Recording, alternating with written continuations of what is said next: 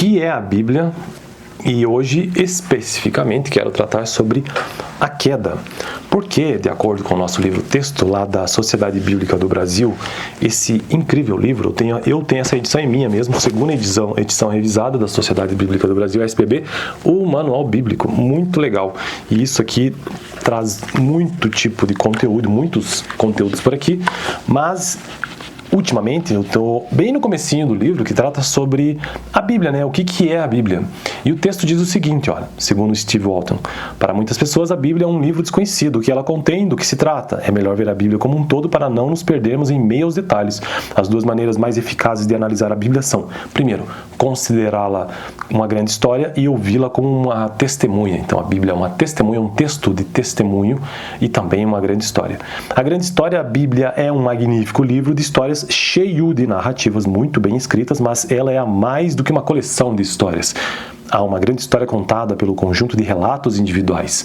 No centro da grande história está Deus e o que Ele está fazendo com o mundo e a humanidade. A Bíblia começa com Deus criando os céus e a terra e conta a história de sua relação com a humanidade até o dia futuro em que as guerras, as doenças, a morte e a dor deixarão de existir. Esta grande história tem 6 partes principais.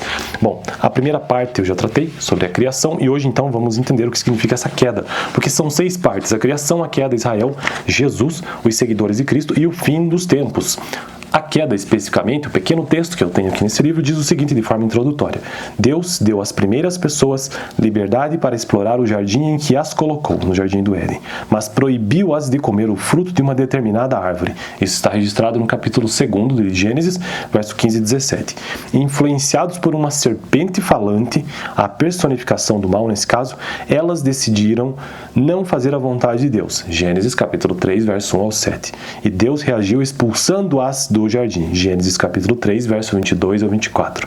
Esta história, geralmente chamada de, entre aspas, queda da humanidade, é vital para compreendermos grande parte da Bíblia, pois explica que a raça humana está de relações cortadas com Deus e toda a criação foi afetada pelo rompimento deste relacionamento. Então, esta segunda parte da Bíblia, que trata basicamente sobre a queda, é simplesmente a demonstração de que os homens ou a humanidade está com os seus laços com Deus foram cortados nesse exato momento.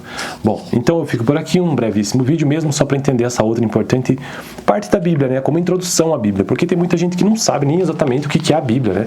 E a Bíblia é um conjunto de livros, então existe o Antigo e o Novo Testamento, essas duas partes principais, e cada um desses testamentos tem outros tantos livros, né? Sendo que Gênesis é só um dos livros que está lá no comecinho da Bíblia. A Bíblia geralmente vai de Gênesis a Apocalipse, depende da organização ali, mas de modo geral é isso, Gênesis e Apocalipse. E Gênesis então trata sobre a criação e também sobre a queda, e ao longo de toda a Bíblia a gente vê os impactos disso, tanto da criação como da queda, tanto na história de Israel como na história cristã lá do Novo Testamento e também dos seguidores e até os fins ou o final dos tempos lá em Apocalipse. Beleza? Então chega por hoje desse vídeo, apenas uma introdução sobre cultura bíblica. É importante ter uma noção sobre Bíblia também, bem legal. Estou construindo uma playlist nesse canal sobre cultura bíblica, né? Que por sua vez faz parte de uma playlist geral sobre teologia.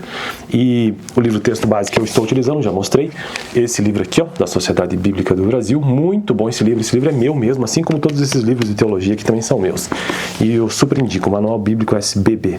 No próximo vídeo quero tratar sobre a terceira parte dessa grande história que é a Bíblia, que é Israel, né? Porque afinal de contas a Bíblia inteira ela gira em torno de uma narrativa, de uma história, de uma narração, vamos dizer assim, que é a história dos hebreus. Valeu!